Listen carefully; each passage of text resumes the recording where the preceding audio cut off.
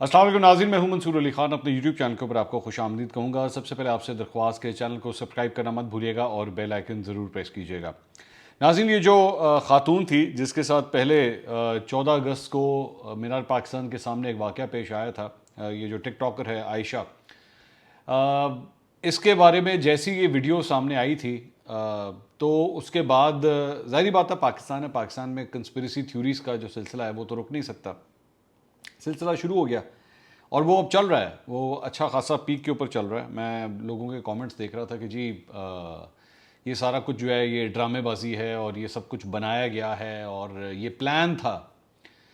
मतलब हम इस हद तक गिर जाते हैं इस बात के अंदर कि कोई खातून जो है वो प्लान बनाएगी इस बात का कि मुझे हरास किया जाए, मुझे 400 का मजमा जो है वो मुझे हाथ लगाए, वो मेरे जिस्म के साथ बदतमीज़ी करे ताकि मुझे टिकटॉक के ऊपर लाइक्स मिल सकें और ज़्यादा से ज़्यादा लोग जो है वो मेरी वीडियो देख सकते हैं। मैं हैरान होता हूँ कि आप ये बात सोच भी किस तरह सकते हैं। एनीवेज, उस खातून की मेडिकल रिपोर्ट सामने आई और उसमें नज़र आया कि उसको ज़ख़म पहुँचे हुए हैं, उसके जिस्म के ऊपर मुख्तलिफ़ जगहों के ऊपर जो है वो नील पहुँचे हुए हैं, चोटों के निशान हैं। लेकिन इसके बावजूद ये सिलसिला रुक नहीं रहा, यहाँ तक कि इकरारुल हसन जो मेरे फॉर्मर कॉलीग भी रह चुके हैं, उनके ख़िलाफ़ भी जो है वो ट्विटर के ऊपर एक ट्रेंड का आगाज़ कर दिया गया है। और उसके बाद यही कहा जा रहा है कि जनाब वही टिपिकल वो जो एक पाकिस्तानी सोच है चंद लोगों की कि जी ये वहाँ करने क्या गई थी, ये क्यों गई थी वहाँ पर। क्योंकि ज़ाहिर बात है वो जो 14 अगस्त वाले दिन तो औरतें तो अलाउड नहीं होती ना। 14 अगस्त को आखिर क्यों 14 अगस्त के दिन सड़कें पाक सिर्फ मर्दों के लिए होते हैं, औरतों के लिए नहीं होते। और अगर कोई औरत जाएगी तो फिर उसके साथ जो कुछ होगा उसकी जिम्मेदार वो खुद है। ये है वो माइंडसेट जो इस वक्त आपको सोशल मीडिया पे गिद्धों की तरह जो है ना वो गर्दिश करता हुआ नज़र आ रहा है। और इसके अंदर माशाल्लाह हमारी मीडिया से भी ताल्लुक़ रखने वाले चंद लोग हैं जिन्होंने बीच में इसी थ्योरी के ऊपर छलांग मार दी है।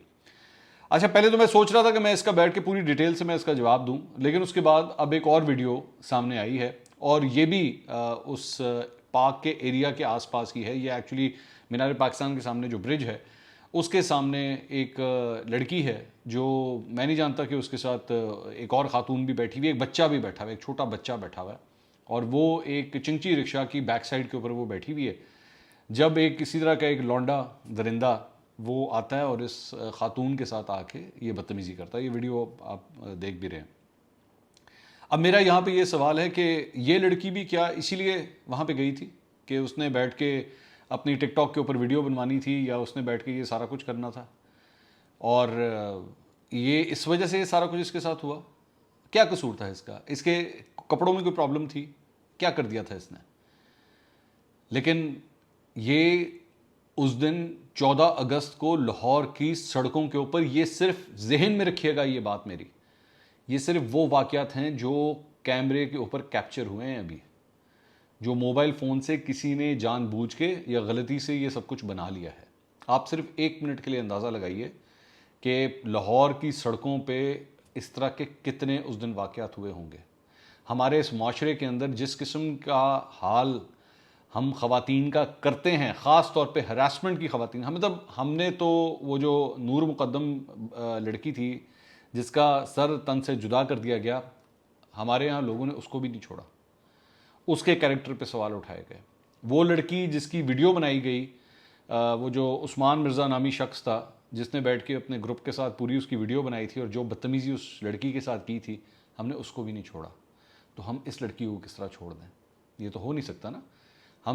हमें तो सिर्फ एक बहाना चाहिए कि हम ख़वातीन के ऊपर जो है वो किस तरह कीचड़ उछाल सकें, क्योंकि हर दफ़ा जब जब ये वाक़या होगा तो कसूर इस लड़की का है। अब ये रिक्शे में अगर ये बैठी हुई लड़की थी ना जिसके साथ ये इस शख्स ने घटिया हरकत की है, अब इसमें भी ये ढूंढा जाएगा कि आखिर ये लड़की पीछे क्यों बैठी हुई थी, ये चिंची रिक्शे की बैक साइड पे क्यों बैठी हुई थी। इसको तो चाहिए था ये गाड़ी में जाती। हमें नहीं पता कि इसका जो सोशल स्टेटस है, क्या वो उसको इस बात की इजाज़त देता था कि क्या वो गाड़ी अफोर्ड कर सकती थी या नहीं कर सकती थी, लेकिन बस हमने हर दफ़ा बैठ के कसूर लड़की का ही निकालना है। अगर आयशा मीनार पाकिस्तान गई थी टिकटॉक वीडियोस बनाने के लिए तो क्यों गई? उसने टिकटॉक की वीडियोस वहाँ पे क्यों बनाई? उसको नहीं बनानी चाहिए थी। तो इसलिए हमारे यहाँ ये नहीं समझा जाएगा कि एक्चुअल प्रॉब्लम पूरे माशरे के अंदर है। हमारे माशरे के अंदर हमने ख़वातीन को जो जगह देनी है वो हम नहीं दे पा रहे। ये सबसे बड़ी प्रॉब्लम है। हमारे यहाँ जब छोटा बच्चा बड़ा होना शुरू होता है ना, जब वो 12, 13, 14 साल का होता है, अगर हम वहीं से उसको बैठ के सिखाएं कि बेटा जब सामने एक लड़की नज़र आएगी ना तो अपनी आंख नीचे रखना, वो तुम्हारे बाप का माल नहीं है कि तुम उसकी तरफ यूं देख रहे हो, तुम्हें कोई राइट नहीं पहुंचता।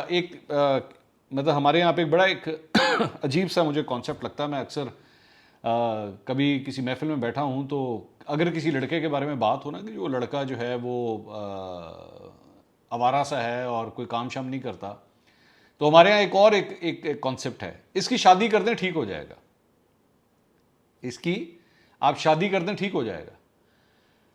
भाई वो जो जिसके साथ शादी करेगा, जिस लड़की के साथ शादी करेगा, उस लड़की का क्या कसूर है कि आप सिर्फ अपना बच्चा दुरुस्त करने की खातिर आप उसकी शादी कर रहे हैं? उस लड़की की जिंदगी का जो बेड़ा गर्क होगा, मिसाल के तौर पे आपका लड़का ना ठीक हुआ, उसकी शादी के बाद भी उसकी हरकतें दुरुस्त ना हुई बल्कि और अगर खराब हो गई, तो उस लड़की की जिंदगी तो गई। अपना लड़का नहीं आपने दुरुस्त करना, आपने घर में उसकी परवरिश दुरुस्त नहीं करनी, लेकिन सिर्फ उसको ठीक करने की खातिर एक लड़की को बलि का बकरा बना देना है आपने। हमारे यहां पे एक बेसिक प्रॉब्लम है और उसको कोई अंडरस्टैंड करने की कोशिश नहीं कर रहा कि आपके यहां पे मर्दों को खवातीन की इज्जत करना नहीं सिखाया जा रहा। चाहे वो स्कूलों के अंदर पढ़ने वाले बच्चों को अपनी टीचर की इज्जत करना सिखाना हो, चाहे राह चलती किसी लड़की किसी खातून की इज्जत कराना सिखाना हो, हम ये बतौर माशरा नहीं कर रहे। मैं ये नहीं कहता कि पूरा का पूरा माशरा इस तरह है। हमारे कई घरों के अंदर जो है वो खवातीन की इज्जत सिखाई जाती है, बड़े जोर शोर से सिखाई जाती है, लेकिन वो पहला सबक तब होता है जब एक शौहर अपनी बीवी के साथ बदतमीजी करता है, उसके साथ जबान दराजी करता है, उससे गालम गलोच करता है, तो बच्चा वहां से सबक सीखता है कि अगर मेरा बाप मेरी माँ को या एक औरत को इस तरह ट्रीट कर रहा है तो फिर इसका मतलब है किसी भी औरत के साथ इस तरह किया जा सकता है, कोई मसला नहीं। वहां से पहला सबक खराब होता है उस बच्चे के लिए।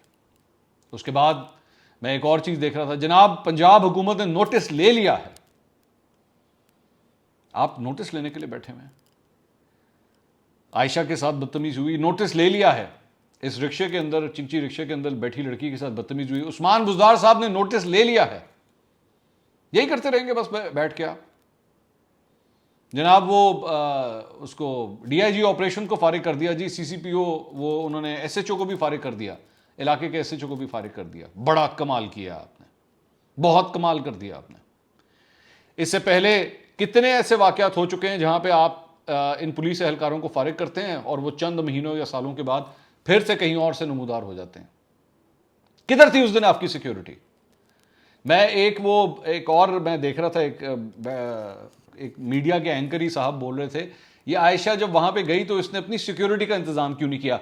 हर पाकिस्तानी जहन में रखे कि आप जहां भी जाएंगे आपने अपनी सिक्योरिटी का इंतजाम खुद करना है। जी हाँ, क्योंकि रियासत आपको सिक्योरिटी नहीं देगी, रियासत ने हाथ खड़े कर दिए हैं।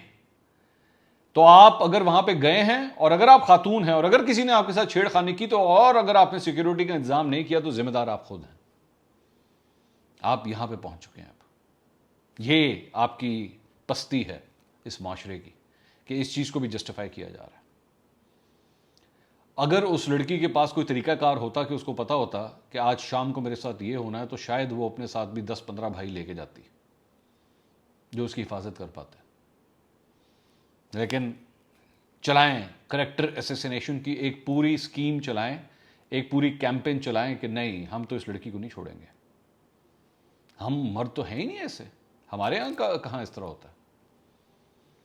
और हमारी हुकूमत भी माशाल्लाह, ऐसी हरकत किसी वेस्टर्न स्टेट में हुई होती ना, जहां पे अक्सर हमारे प्राइम मिनिस्टर बैठ के वेस्टर्न डेमोक्रेसी की बातें करते हैं, जी वहां पे ये था, वहां पे वो था, और इस तरह डेमोक्रेसी होती है, जमहूरियत इस तरह होती है। जो लॉ एंड ऑर्डर के लिए जो मिनिस्टर होते हैं ना, वो अपने ओहदों से रिजाइन कर दें अगर इस तरह की हरकतें सड़कों पे होना शुरू हो जाएं। और दिन जेन में रखिएगा, 14 अगस्त का दिन है, वो दिन जिस दिन ये पूरी कौम अपनी आज़ादी का जश्न मनाती है। उस दिन हमारे यहाँ औरतों के साथ ये सब कुछ हुआ सड़कों के ऊपर। और मैं आपसे बार बार कह रहा हूँ, ये सिर्फ चंद वीडियोस हैं अभी तक। जब हुआ उस वक्त किसी ने कैमरा ऑन किया हुआ था, 1 मिनट के लिए दोबारा सोचिए कितने ऐसे वाकयात हैं जिस पे कैमरा ऑन नहीं था। रूह काम चाहती है। अगले व्लॉग में दोबारा मुलाकात होगी। अल्लाह हाफिज।